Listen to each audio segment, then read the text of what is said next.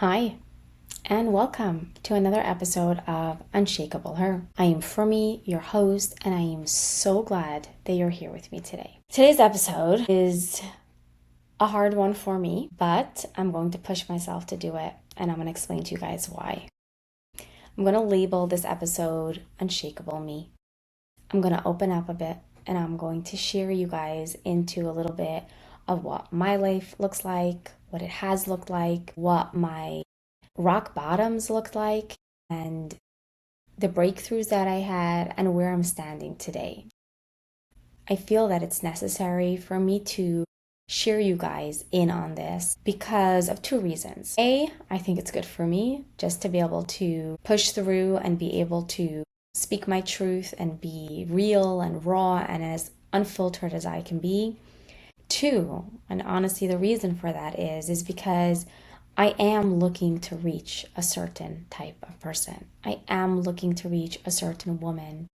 And I think by me sharing my story and by being as real as I possibly can be, I think the person that I need to hear it will hear it. And it's important to me to be able to reach that kind of person, to reach that person that is struggling, that is going through whatever struggle it is that they're going through, and knowing that even within the struggle, there is place for healing, there is place for spirituality, there is place to pick yourself up again and again and again, no matter how many times you feel that you've reached rock bottom, until you find out that you reach it again, and then you reach it again, and then how do you pick yourself up from that? And although my story is not over, and it probably never will be, I think we're all here to live our stories and to live our lives. And I'm definitely not out of my tunnel. I'm definitely not out from my darkest period. I think by sharing you in my journey and the way that I've found strength to be able to get up after every single fall, I hope that it'll benefit someone and it'll inspire someone else to continue their momentum of growing and of healing and not to give up. I don't say this out of a place of arrogance.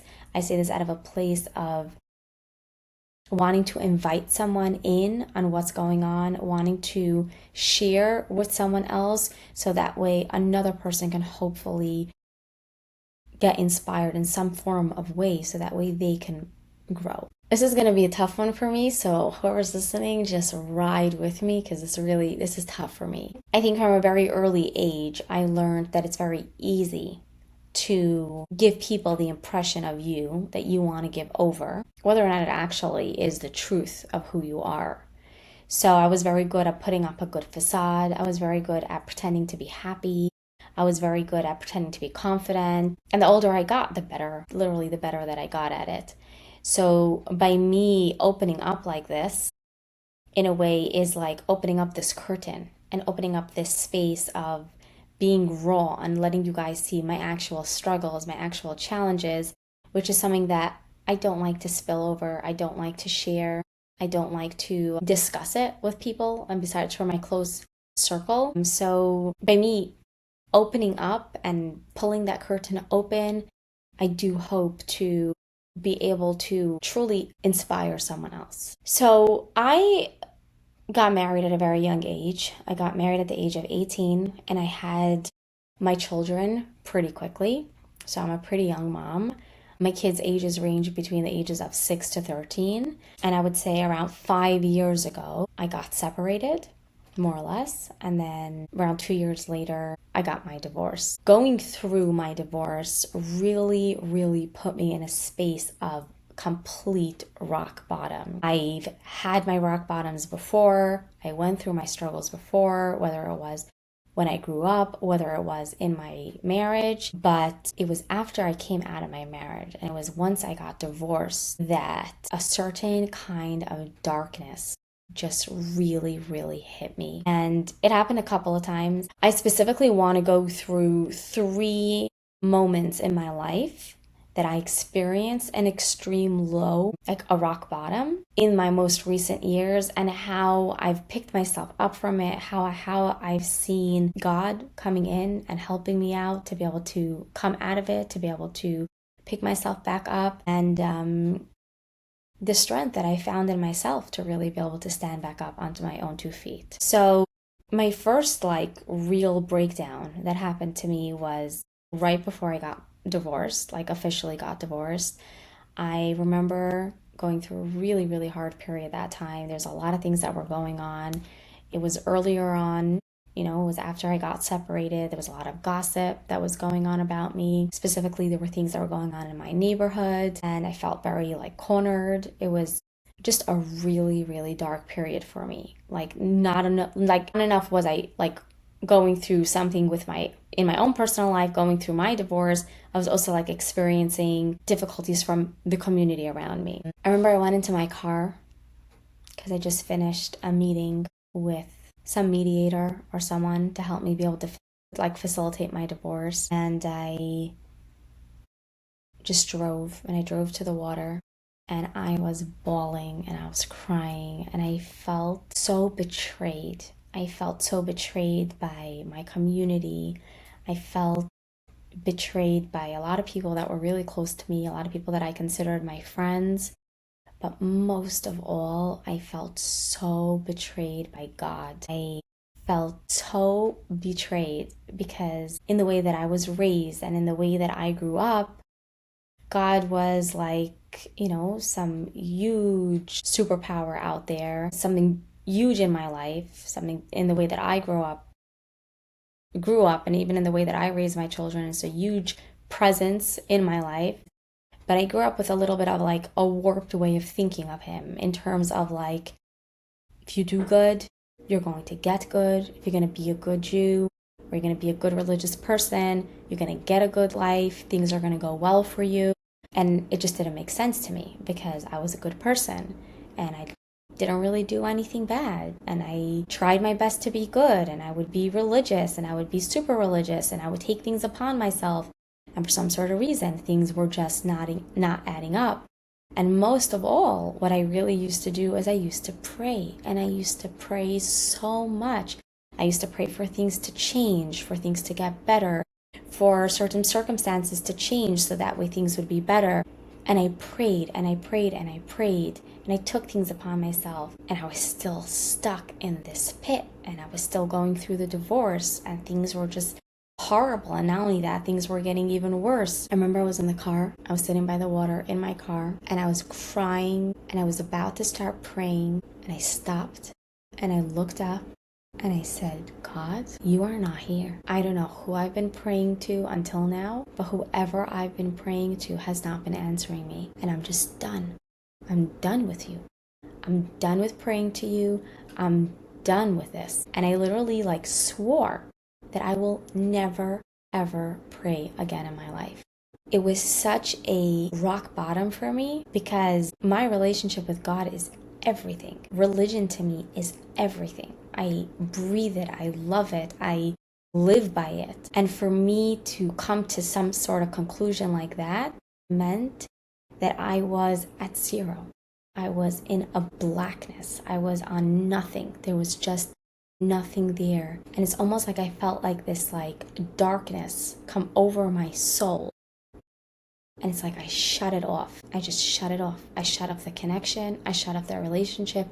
I simply shut it off. What's interesting is that right after that happened, which was probably, I would say, one of the darkest moments of my life, that feeling that I had sitting in that car and moving on, I literally just broke up with God and I'm alone in this world. I'm going to manage and I'm going to just make my way and figure it out, was where he showed up. He just began to show up for me in a completely different way. It's almost like I needed to end the version of me that saw him in a certain kind of light in order for me to be able to rebuild a new way of seeing him, a new relationship with him, one that is not dependent on my behavior, one that is not dependent on my actions or my religious level or how much I'm going to take upon myself or what level of religiousness I am. That will not depend on my relationship with God. That will not depend on my life and how good or not good it is or how God is going to treat me. It's almost like I really needed to go through that in order to be able to start from scratch. And starting from scratch wasn't easy. Now, I saw him showing up in all sorts of ways. I literally got my divorce a couple of days later, something that I was working on trying to get.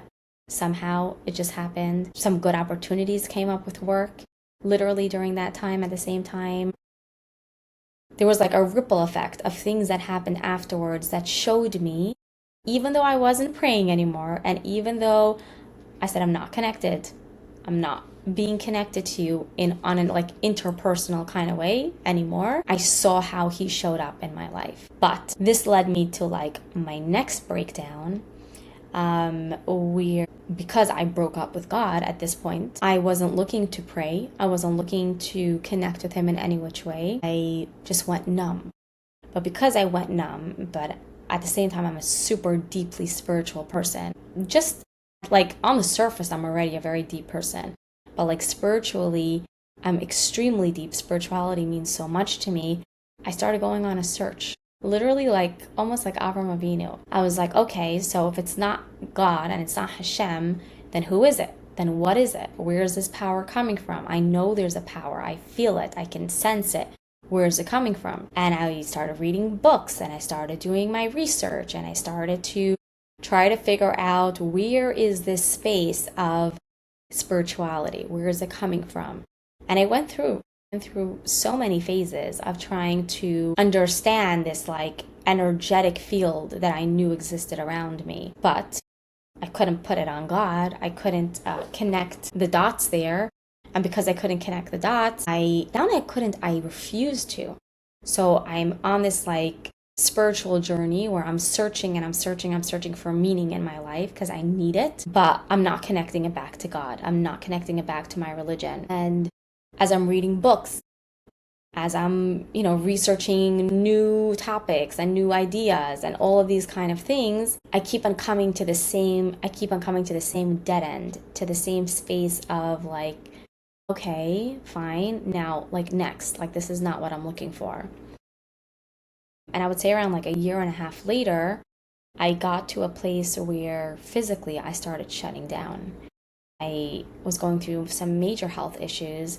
I don't even know what happened at first, but you can literally feel when you're not feeling well. And I started to feel that for a month on end, and it wouldn't go away. I couldn't function properly. I couldn't keep up with my schedule that I was very strict about and that I really wanted to uphold. I couldn't go to the gym. I really felt something inside of me pulling me down, until I had the courage and I went to the doctor, and he's you have this wrong with you, and you have that wrong with you, and you have to go on a completely new diet, and we have to check out, go through some tests and all of that. And I had to go through that. And it was during that time that I just literally fell to this rock bottom spot. I didn't have physicality. I didn't have this idea of being able to feel good physically and be able to feel good about my health and the way I looked and any of that. And at the same time, I didn't have spirituality. So I was running on empty.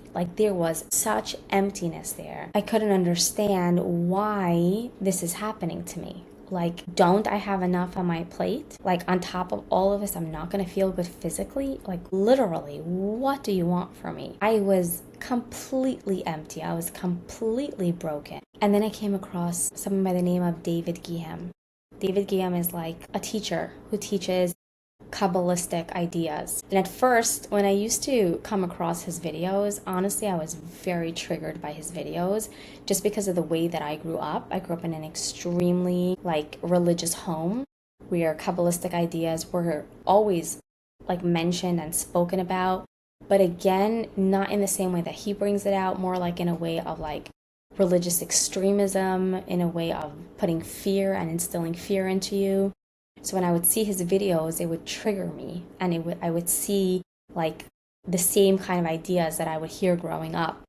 So every time I would cross one of his reels on Instagram, I would quickly just skip it. I wouldn't even want to listen to it. But I was following someone else by the name of Danny Moore. I think I got the name straight, who I would follow, and I would hear him.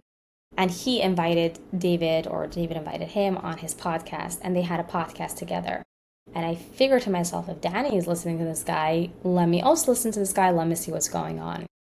I listened to that podcast and I was blown away. And what happened from there was that because I was so starving and my soul was so starving for some form of meaning, for meaning of the life that I went through or the life that I was going through, I couldn't stop. I couldn't stop listening to his speeches, to any video that I could possibly find of this guy talking. I could not stop, whether it was on the way to work, on the way home, while I was folding laundry, while I was in my bath. No matter what, I was listening to this guy. And what it did was that it took all of my spirituality, everything that I grew up with. It took all the experiences that I went through. It took all this research that I was doing in the past year and a half, and it put it like literally into one container, and it made it all make sense. It's almost like something clicked. And once that thing clicked, I felt so relieved. I couldn't stop. It was like almost like a starving person that just is eating and eating and eating and eating and can't stop eating. I simply couldn't stop. And it took me to a really, really good place, because at the same time, while I was growing spiritually with his teachings, I was obviously healing at the same time from everything, and I was in therapy at the same time. So mixing that therapy and that healing together with Kabbalistic teachings really gave me like enough food to live on for who knows how long. Like, I was good. I was doing my thing. Didn't need much. I was just thriving on just growing and learning and healing and all of that. Which leads me to my third breakdown and my third rock bottom, and the one that most recently happened to me, to be very, very honest. Went through my healing. Not that I'm done, and I don't think I ever will be done, but I was intense in my healing, like to the point where I wasn't chilling a lot. I wasn't hanging out with friends so much. I was very comfortable being in my own zone, being in my own environment. And it did get to a point where it caught up with me, because I am a social person, and I like socializing, and I like having friends and going out and partying and having a good time. And literally a couple of weeks ago, I was just around so many people and around so many friends. I don't even know how to explain what happened. I don't even know exactly to put it in words as to what happened, but I broke. I just broke, because at the end of the day, as much healing that I went through and as much spirituality that I seeked and I grew, and as much as I grew, I'm still in the same place. I'm still living in my parents' basement. I'm still financially insecure. I'm still in a space where I can't provide for my family in the way that I would like to. I'm still in a place where I'm not in the community that I'd like to be in. I'm not doing the job that I want to do and that I love to do. And I'm just in a place of darkness.